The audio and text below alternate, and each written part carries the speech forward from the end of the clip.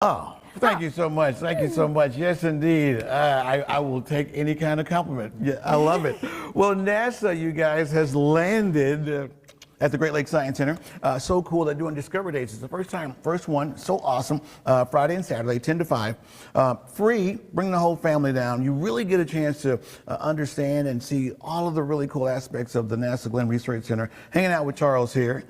Very cool. Got recruited out of college. Well done, sir. Well done. Thank you. All right, Charles. So what I always find fascinating, you guys have to figure out and try to anticipate what problems will occur wherever you're going, the Mars, in this case, the moon, and then figure out how to build different things, tools that we'll need for that. So this symbolizes, what are we looking at here, Charles? Okay, so what you see here is a three-dimensional model of the lunar South Pole, which is a strategic location that NASA has identified for lunar habitation. Okay. One of the reasons we've chosen it is because it gives us access to sunlight 80 to 90% of the year annually, and it also has access to other resources. Gotcha. And so having that access to sunlight allows us to create a lunar power architecture, which will be key to the infrastructure to providing power and energy on the moon. Like we see right here, we have our solar panels here, and they're going into What this is a fuel cell, which is used for energy storage. Okay. So Gotcha. we need energy storage to help us survive what's called the lunar night, which is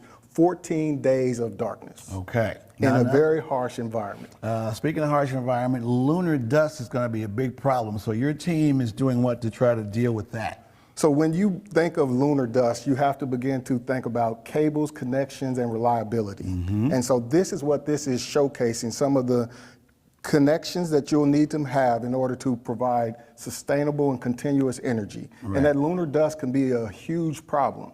Right. So let's say a little dust storm hit and it knocked out our little energy cells here. So these guys, we need to get energy and electricity to get where we need to go. So we would have to have a crew to come back here, and then the connectors Would have to be rugged and reliable. Right. And so we'd have to have a crew to come back here and get our connectors in, boom, to see if we can create the Right, you see, and you saw that moment, you see the lunar dust created that moment where the connection wasn't pure, so we would have to essentially find a way to have connectors that could either survive these conditions, or there would have to be another way to mitigate these conditions to make sure we have connectivity, because we have to have energy and electricity in order to have humans inhabit the moon. Right, and then over here we see we're almost there, but maybe some lunar dust got involved in this in some form or fashion. Right, and then this setup is actually what we would consider a microgrid for power, because you have an asset that can